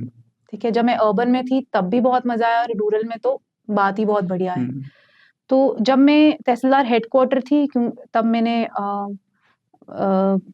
Like I worked there for 6 months. उसके बाद I got the field posting. तो हेडक्वार्टर पोस्ट में आप मोस्टली एक ऑफिस में कन्फाइंड रहते हो, आप ऑफिस वर्क डील करते हो। जैसे डेप्यूटी कमिश्नर के पास जो चिट्ठियां आती हैं यूजुअली पहले आपके पास आके वहां पर फिर हाँ बाइफोकेट होती है वहां पे। तो वो एक्सपोजर एक बहुत बढ़िया था। उसमें मैंने जिसको बोलते हैं मेरी राइटिंग बहुत सही हो गई थी। Writing as in communication through letters, जो दरखास्त होती हैं, बहुत सारी दरखास्त आती हैं हमारे दफ्तर में, तो वो मुझे समझ आ गई थी कि मुझे इसका रिप्लाई कैसे ड्राफ्ट करना है। क्योंकि मुझे किसी मेरे सीनियर ने बताया था कि अगर आपको एक अच्छा ऑफिसर बनना है तो आपकी राइटिंग बहुत स्ट्रांग होनी चाहिए। वर्बल हो ना हो, राइटिंग बहुत जरूरी चाहिए आपको। तो उसमें मुझे काफी एक्सपोजर मिला कि जब आपके पास कोई दरखास्त लेके आता है तो आप किस ऑफिस में उसको फॉलो अप करवाएंगे। जैसे मान लीजिए मेरे पास कभी कोई बुजुर्ग लोग राशन का कार्ड लेके आ जाते थे, तो मुझे काफी आइडिया हो गया था कि मैं इनको जो हूँ फूड सप्लाई और असिस्टेंट डायरेक्टर के साथ तालमेल बिठा के इनका काम करवा सकती हूँ। तो मुझे सभी महकमों का आइडिया हो गया था कि कौन कौन से महकमे में किस किस तरीके से काम होता है। तो वो एक्सपोजर बहुत बढ़िया था। तो और साथ ही साथ ऐसा होता था कि जो हमारे डेप्यूटी कमिश्नर थे, तो मैं उनके साथ जैसे मीटिंग में जब बैठती थी तो वो भी एक बहुत बढ़िया एक्सपीरियंस था कि बहुत सारे ऑफिसर्स वहां पे आते थे। तो मुझे पहले दिन तो ये नहीं पता था कि मीटिंग में बैठा कैसे जाता है। वो चीज भी सीखनी पड़ती है कि आपको अपने आप को प्रेजेंट कैसे करना है, किस तरीके के आपको सवाल आ सकते हैं। तो ये सब चीजें जो है मैंने वहां पर सीखी। और वहां पर ये भी था कि रोज आप ऑफिसर्स से मिल रहे हैं, जैसे चीफ सेक्रेटरी से लेकर एलजी, बहुत सारे जो अफसरान जो हैं वहां पे आते रहते थे, उनका आना जाना था। तो उस तरीके से वो एक्सपोजर बहुत बढ़िया होता है कि उस लेवल का काम भी किस तरीके से होता है। तो वो वाली चीज मुझे लगता है कि अब जहाँ पे मैं रूरल एरिया में मेरे अब वो बहुत काम आ रही है। तो वो चीज मैंने वहीं पर सीखी, from letter drafting to like how to present yourself in the meetings and everything.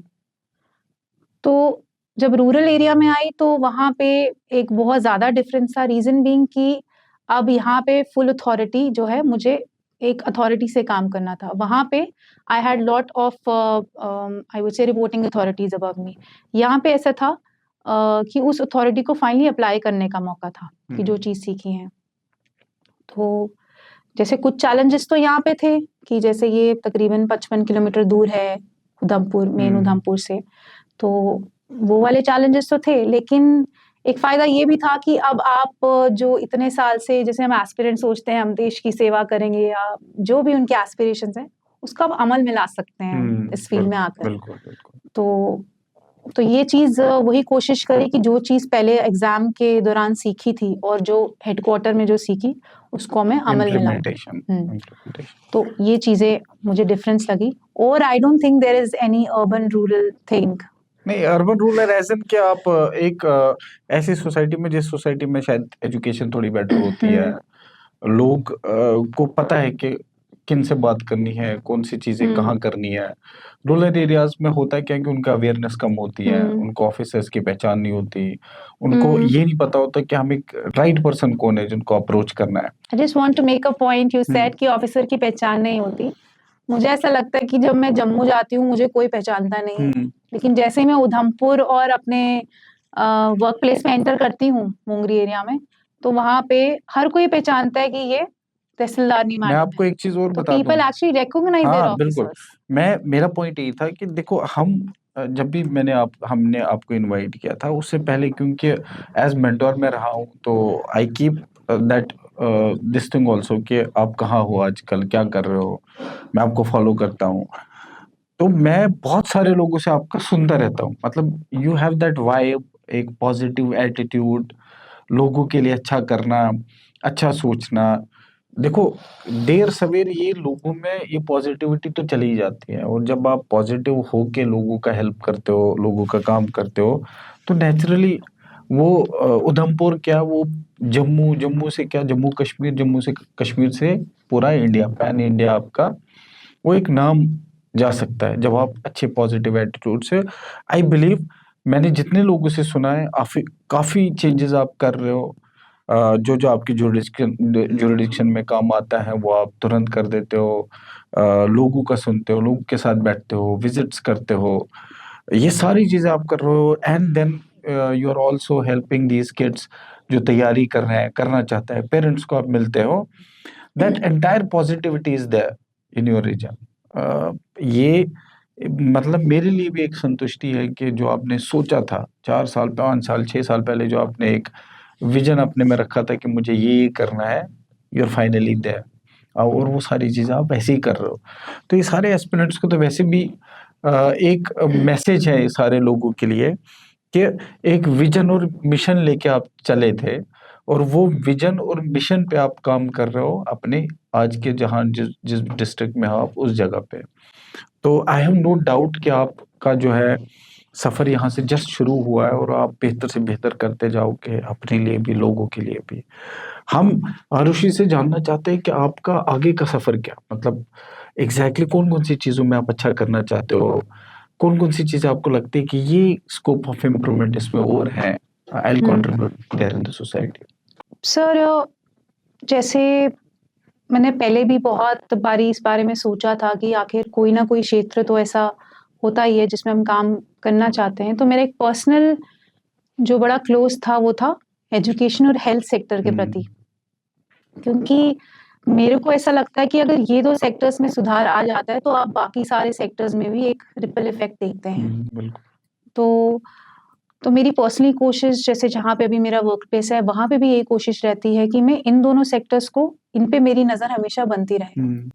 तो जैसे education and health, education and health sector, तो जैसे अब हम तो अपनी तरफ से एक बड़ा छोटा लेवल की ही कंट्रीब्यूशन कर सकते हैं, क्योंकि चेंज कोई एक दिन का, कोई क्रांति की तरह नहीं आ सकता। ओवरनाइट नहीं हो सकता। इसको change is build every day, change is build every day, right. तो हमारी यही कोशिश रहती है, जैसे मान लीजिए, जैसे हम बहुत सारे कार्यक्रम करते हैं जिसमें हम बहुत सारे बच्चों को मोबिलाइज करते हैं।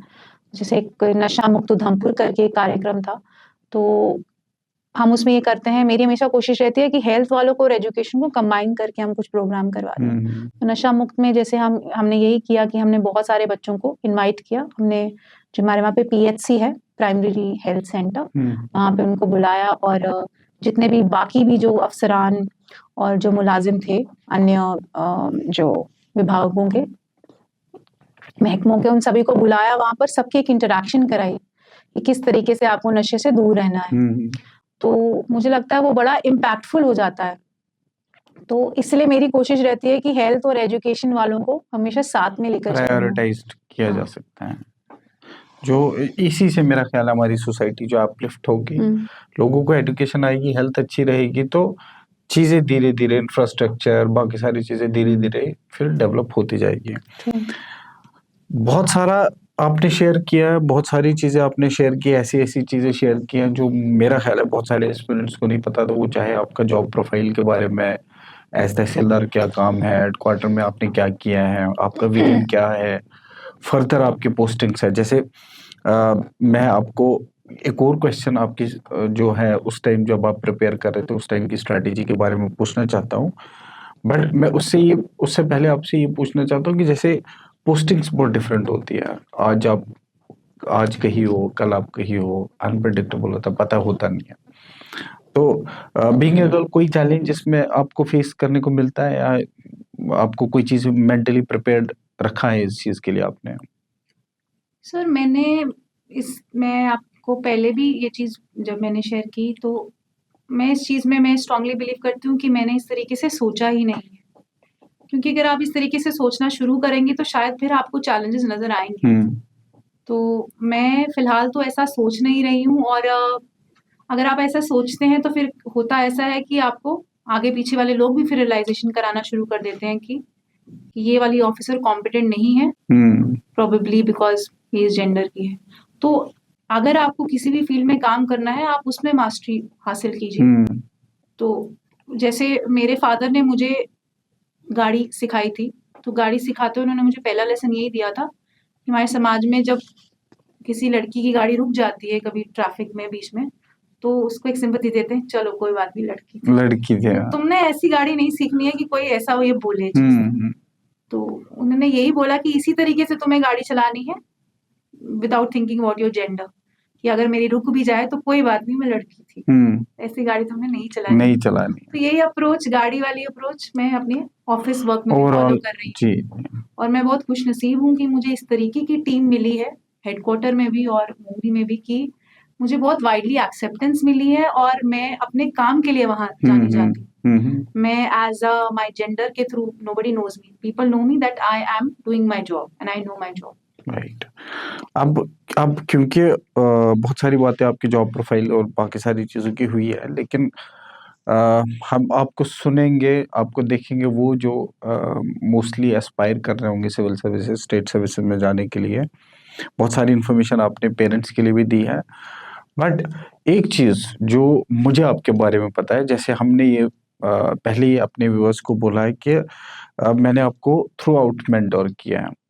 तो मुझे जो आपकी आपकी जो इन्फॉर्मेशन मुझे सारे एस्पिरेंट्स से शेयर करनी है वो ये कि आप जब स्टेट सर्विसेज सिविल सर्विसेज के अटेम्प्ट्स दे रहे थे, तैयारी कर रहे थे, आपने कोई अलग ऑप्शनल चूज़ किया था पहले और बाद में आपने ऑप्शनल चूज़ किया कुछ और? क्या डिसीजन था? चेंज करने का डिसीजन क्यों था? और वो पहले क्यों लिया था और बाद में जो चेंज किया वो किस बेस पे आपने अपना ऑप्शनल सब्जेक्ट आपने चूज़ किया?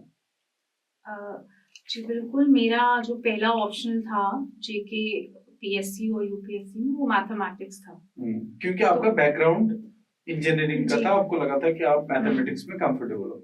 तो उस टाइम मैं कहूँगी ये चीज़ हड़बड़ में की गई थी, क्योंकि मैं जब टॉपर्स के वीडियोज़ देखती थी तो टॉपर्स ये बोलते थे कि अपना ऑप्शनल जो है आपको बड़ा सोच समझ के लेना है। करेक्ट।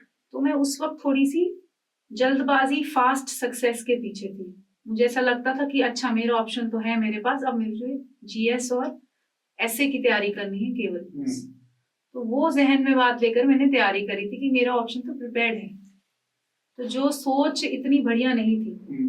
ऐसा नहीं है कि मैं मैथमेटिक्स में कमज़ोर थी या कुछ थी, पर मैं एक फ़ास्ट सक्सेस के चक्कर के अंदर एक आपको चक्रव्यूह के शायद ये अंदर आ लगा चुकी होगा थी। कि आपको ऑप्शनल अगर आप वही सब्जेक्ट लेते हो जो आपका अपनी ग्रेजुएशन में था, तो आपको ज़्यादा मेहनत नहीं करनी पड़ेगी। बिल्कुल। क्योंकि मैं उस वक़्त देख रही थी कि ये 21 साल के जो एस्पिरेंट्स हैं फर्स्ट अटेम्प्ट में टॉप 10 रैंक्स में आ रहे हैं, तो मैं भी ऐसे ही आऊँगी। ये और सोच मेरा में ख्याल है जब हमने ये बात तो हम कंप्लीट करेंगे, जब आपने प्रिपरेशन शुरू की थी, तब अथर आमिर साहब का जो है सिलेक्शन हुआ था, टीना अथर ये सारा बैच पास आउट हुआ था और हमने एक प्रोग्राम भी किया था। अथर साहब को हमने बुलाया था उस टाइम, और पता नहीं आपको याद होगा नहीं होगा। उस टाइम हम शायद हाँ, जीवल मतलब सिटी में उसी के उनसे आसपास मिले थे। जीवन में। तो उस टाइम हमने उनका प्रोग्राम किया था, तो वो ऐसा लॉट था जिसमें बहुत यंग ऑफिसर्स सेलेक्ट हुए थे। उससे पहले सिविल सर्विस में नोशन था कि 25, 26, 27, 28 साल के लोगों को सिलेक्ट करते हैं, मैच्योर दिखने वाले, मैच्योर लगने वाले लोगों को सिलेक्ट करते हैं। बट उस बैच से फिर कंप्लीटली शिफ्ट हो गया। तो मेरा ख्याल है ये डिसीजन भी आपका थोड़ा सा ऐसा हुआ होगा कि भाई बिल्कुल। 21-22 साल के लोग तो कर ही रहे बिल्कुल हैं। ऐसा सोचा था। और सबसे बड़ी जो मेरी गलतफहमी इसमें ये भी रही कि मैंने ना तो कभी सिलेबस को ध्यान से देखा, ना ही मैंने प्रीवियस ईयर क्वेश्चन पेपर को देखा। मुझे बस इसी चीज की ओर थी कि मैं मेंस लिखूंगी और ये चीज में दूंगी और क्लियर कर लूंगी। ओवर कॉन्फिडेंस भी बहुत हो ओवर गया था। कॉन्फिडेंस। तो उस समय मैंने ये नहीं सोचा कि मैथ्स मुझे आता तो है, लेकिन मैथ्स आना और यूपीएससी और जेकेपीएससी का मैथ्स आने में फर्क है। फर्क है। क्योंकि इसमें हम जो कंपटीशन कर रहे हैं वो केवल इंजीनियरिंग स्टूडेंट्स के बीच में नहीं कर रहे हैं, बिल्कुल। हम पीएचडी होल्डर्स मैथमेटिक्स के साथ भी कॉम्पीट कर रहे हैं। हम उनके साथ कॉम्पीट कर रहे हैं जो शायद आईआईटी से भी डिग्री ले चुके हैं। तो आपको बहुत सोच समझ के ये चूज करना है ऑप्शन। वो सिर्फ फास्ट सक्सेस जैसी चीज इसमें पॉसिबल है ही नहीं। और ऐसे भी बच्चे हैं जिन्होंने पीजी किसी और सब्जेक्ट में करी है, पीएचडी भी शायद कर रहे हैं, और ऑप्शन बिल्कुल ऑलटुगेदर डिफरेंट है। क्योंकि उनको ये पता है कि देखिए एग्जाम क्लियर करने के लिए अलग चीजें होती हैं और आपके शौक अलग चीज है। तो मैथमेटिक्स मेरा शौक था, लेकिन एग्जाम को क्लियर करने के लिए मुझे लगता है वो डिसीजन मेरा उस वक्त सही नहीं था। फिर कौन सा सब्जेक्ट लिया आपने?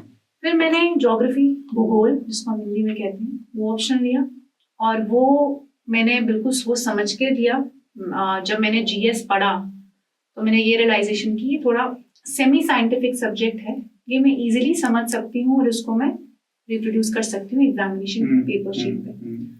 तो फिर उसका एग्जाम सिलेबस देखा, उसका प्रीवियस ईयर क्वेश्चन पेपर्स देखे, तो मुझे वाकई यकीन हुआ कि इस स्ट्रैटेजी के थ्रू जो है मैं एग्जाम क्लियर कर सकती हूँ। जो हम अक्सर स्मार्ट स्टडी की बात करते हैं, स्मार्ट स्टडी का मतलब है आपको इमोशनल नहीं होना है किसी भी एक चीज के साथ। आपको ये देखना है कि एग्जाम क्लियर करने के लिए मेरी क्या रिक्वायरमेंट्स हैं।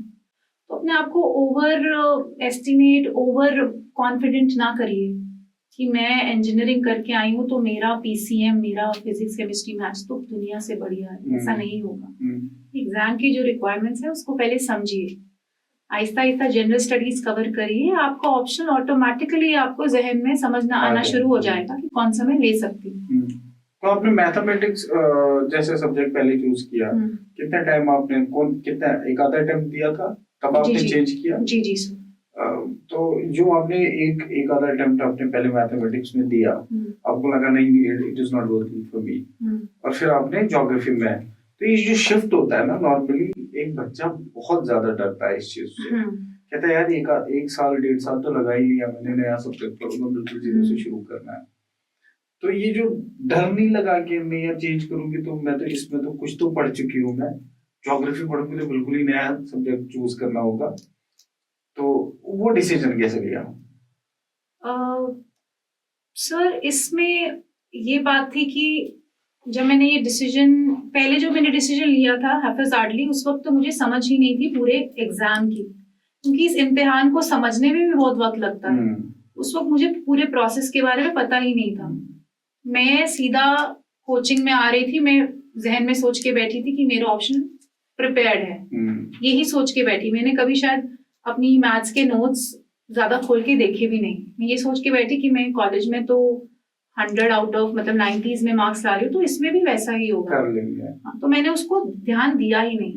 पर जब मैं जीएस में आहिस्ता आहिस्ता आई तो मेरा इंटरेस्ट ज्योग्राफी में इतना ज्यादा आ गया कि मुझे अब मैथमेटिक्स थोड़ा सा बोरिंग लगने लगा। अच्छा। मुझे ऐसा लगा कि geography has so much to express that you can express every answer with a world map, with India map, with regional maps.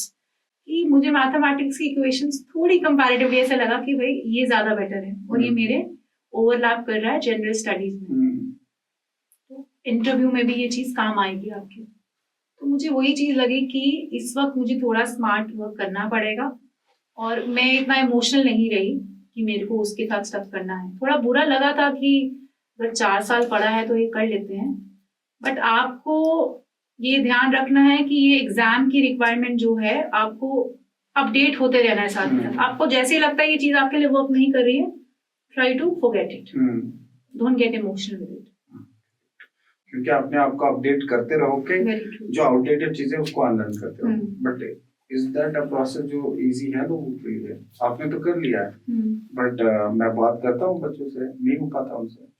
अब जैसे आपने लर्न, अनलर्न और फिर लर्न की बात करी, आप देखेंगे यूपीएससी भी ऐसा ही होता जा रहा है करेक्ट हर है, साल। आई नो, मतलब मैं तो मानता हूँ ये चीज को जो आपने बोला है। आपने तो चलो फ्लो में बोल दिया, but it is a strategy. तरीका ही है, स्मार्ट तरीका यही है।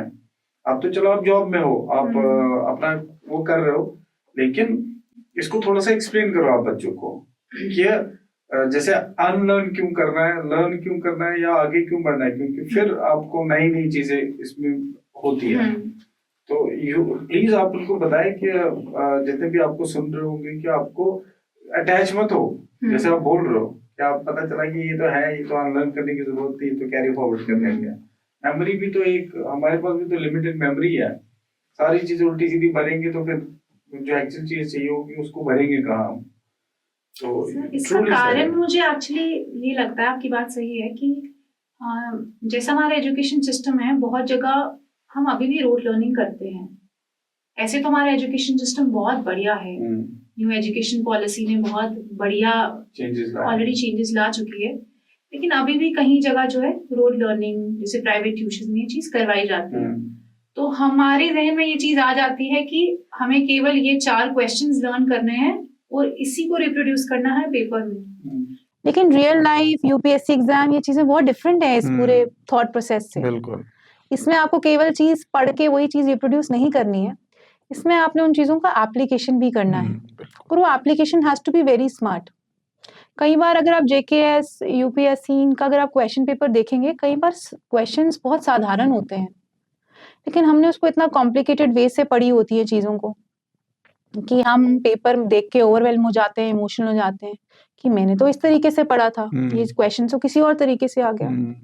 तो इसमें वही एल्बर्ट आइंस्टाइन वाली सोच काम आ जाती है कि यू हैव टू स्टॉप ये बेसिक, मतलब आपको थोड़ा सा इमेजिन करना भी जरूरी है, थोड़ा नहीं बहुत इमेजिन करना जरूरी है, जो एल्बर्ट आइंस्टाइन कहा करते थे कि imagination is the key to success. तो यूपीएससी जेकेपीएससी में आपको इमेजिनेशन पावर भी लानी पड़ेगी कि आप इस सिचुएशन में क्या करेंगे। ट्रू। तो ये क्योंकि ये ऐसे तो चलता रहेगा तो ये बहुत लंबा चलेगा, बट हम थोड़ा सा लाइटर नोट पे चलते हैं। हमने सुना आप सिंगिंग करते हैं, क्योंकि शेर आपने ये बोला कि आप शेर हमें जरूर सुनाओगे, बट उससे पहले कि कोई एक गाना, क्योंकि आप अच्छा गाते हैं मुझे मालूम है, एक हमें 2 पंक्ति का गाना सुना दो आप।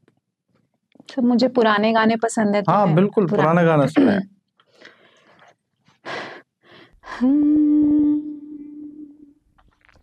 जब चली ठंडी हवा, जब उठी काली घटा, मुझको ए जाने वफा तुम याद आए। जब चली ठंडी हवा, जब उठी काली घटा, मुझको ए जाने वफा तुम याद आए। वाह क्या बात है। आपको साथ साथ अपनी सिंगिंग का भी कुछ ऑडिशंस वगैरह दो, क्या आप उसमें भी, यकीन मानो मैं ऐसा, आप ये मत सोचना कि मैं बटरिंग पॉइंट ऑफ व्यू से बोल रहा हूँ, but you have a beautiful voice, और मुझे लगता है कि सिंगर वाला टच है। मुझे नहीं पता आप प्रैक्टिस करते हो आप गाने की?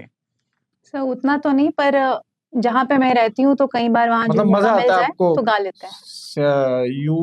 You would like to sing, अगर आपको कहीं भी मौका मिले तो आप कर लेते हो। Very nice. पता नहीं और कौन कौन से हिडन टैलेंट्स आप में हैं जो हमें अभी तक नहीं पता। जैसे हमने आरुषि से रिक्वेस्ट किया है कि वो एक शेर हमें जरूर सुनाएंगे, क्योंकि हमने बहुत सारा वक्त लिया है इनसे, ये शेर सुन के फिर हम जो है कंक्लूड करते हैं। आरुषि आपसे रिक्वेस्ट की थी, आप प्लीज ये एक शेर हमें सुना दें। जी बिल्कुल। जिंदगी जैसे जलानी थी वैसे जला दी हमने, अब धुएं पर बहस कैसी और राग पर एतराज कैसा। वाह, बहुत खूब, बहुत खूब। ये मल्टी टैलेंटेड आरुषि हमारे साथ, जो इस टाइम तहसीलदार हैं, और इन्होंने इतने छोटे उम्र में अभी तक बहुत सारा अचीव कर लिया है। और हमारी मेरी क्योंकि ये one of the first batch, one of the first girl जिनको मुझे मेंटोर करने का मौका मिला है। इनके पेरेंट्स से, इनसे ज़िंदगी भर का एक रिश्ता सा जुड़ा है मेरा, और मैं बहुत खुशनसीब हूँ कि मुझे ऐसा बच्चा, एक हीरा मुझे यहाँ मिला। आते ही जम्मू में मैं जो है, मेरी बहुत ज़्यादा एफ़र्ट्स नहीं थे, इनके खुद के एफ़र्ट्स थे, और बहुत खुशी होती है मुझे जब-जब मैं इनको देखता हूँ, वो चाहे सोशल मीडिया पे कहीं हो, इनको काम करते देखता हूँ, इनकी मीटिंग्स ये ले रहे हैं, बड़ी कहीं सेशंस कर रहे हैं या कुछ कोई भी ऐसी एक्टिविटी कर रहे हो, जहाँ-जहाँ ये जाते हैं, जहाँ-जहाँ ये जाएँगे, उस सोसाइटी में पब्लिक को ये हमेशा खुशियाँ ही बाँटते रहेंगे और पब्लिक वेलफेयर के लिए ही काम करेंगे। इसी के साथ मैं बहुत-बहुत शुक्रिया आरुषि को करना चाहता हूँ, साथ ही मैं आप सारे लोगों को, जो हमारे व्यूअर्स हैं, जो हमारे इस पॉडकास्ट को प्यार दे रहे हैं, जो वॉच कर रहे हैं, उन सारे लोगों को मैं रिक्वेस्ट करना चाहता हूँ कि अगर आप लोगों को ये कंटेंट अच्छा लगता है, आप हमें ज़रूर शेयर करें, अपने व्यूज़ शेयर करें, क्या-क्या ऐड करना है, कौन-कौन से सवालात और पूछने हैं, क्या इन्फॉर्मेशन आप लोग को और चाहिए होगी, वो ज़रूर हमें कमेंट बॉक्स में लिखें। साथ ही साथ शेयर करें, सब्सक्राइब करें और चैनल को ज़्यादा से ज़्यादा प्यार दें। Thank you so much. Thank you Arushi. Thank you so thank much you so sir. Much. Thank you.